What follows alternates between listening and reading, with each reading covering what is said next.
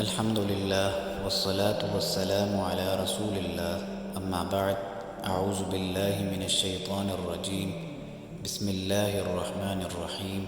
قال رسول الله صلى الله عليه وسلم: بلغوا عني ولو آية.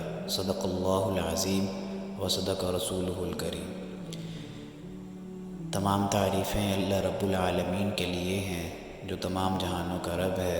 درود و سلام نبی مہربان حضرت محمد صلی اللہ علیہ وسلم کی ذات اقدس پر۔ اللہ کے نبی علیہ الصلاۃ والسلام کی اس حدیث مبارکہ کے اندر یہ فرمان ہے: بلغوا عنی ولو آیا، کہ اگر میرا ایک فرمان بھی یاد ہو اس کو آگے پہنچا دو۔ اس حدیث مبارکہ کی طرف اگر ہم غور کریں تو اس کے اندر دو پہلوؤں کا ذکر کیا جا رہا ہے۔ نمبر ایک تو یہ ہے کہ دین اسلام کو سیکھنا، اور نمبر دو یہ ہے کہ دین اسلام کی تبلیغ کرنا۔ تو پہلی چیز کی طرف آتے ہیں کہ اللہ کے نبی علیہ الصلاۃ والسلام نے جو فرمایا ہے کہ اگر میرا ایک فرمان بھی یاد ہو، تو اس کا مطلب یہ ہے کہ ہر مسلمان پر یہ فرض ہے کہ وہ دین اسلام کی بنیادی چیزوں کو سیکھے جو اس کے انفرادی معاملات کے ساتھ جڑے ہوئے ہیں اور اجتماعی معاملات کے ساتھ بھی جڑے ہوئے ہیں۔ اول تو دین پورا ہی سیکھنا چاہیے، لیکن ضروری جو چیزیں ہیں ان کو سیکھنا اس پر فرض ہے۔ نماز کا طریقہ کار، روزے کے مسائل، گھریلو معاملات کے جو مسائل ہیں، اور اس کے بعد معاشرے کے اندر کس طرح اپنے آپ کو پیش کرنا ہے، اس طرح کے جو دینی مسائل ہیں ان سب کو سیکھنا۔ اور اس کے بعد جو دوسرا پہلو ہے وہ یہ ہے کہ دین اسلام کی تبلیغ کرنا، کہ اللہ کے نبی علیہ الصلاۃ والسلام نے فرمایا کہ جو میرا فرمان یاد ہو اس کو آگے پہنچا دو۔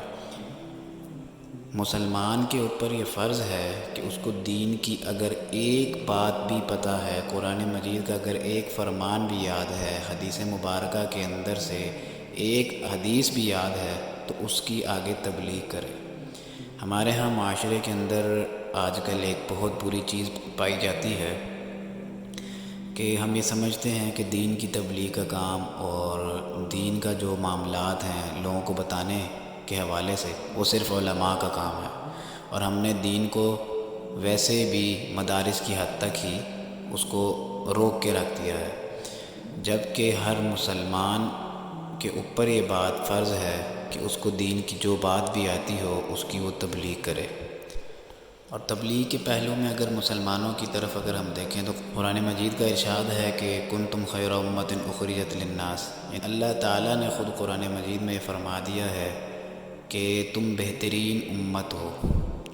امتوں میں سے بہترین امت مسلمہ کو کہہ دیا گیا ہے۔ اس کی کیا وجہ ہے کہ وہ بھلائی نیکی کا حکم دیتی ہے اور برائی سے روکتی ہے۔ اللہ تعالیٰ سے دعا ہے کہ ہمیں دین اسلام کو سمجھنے کی توفیق عطا فرمائے، دین اسلام کے اصولوں کو اور دین اسلام کے عقائد کو سمجھنے کی توفیق عطا فرمائے، اور اللہ کے نبی علیہ الصلاۃ والسلام کے ہر فرمان پر عمل کرنے کی توفیق عطا فرمائے۔ وما علینا الا البلاغ المبین۔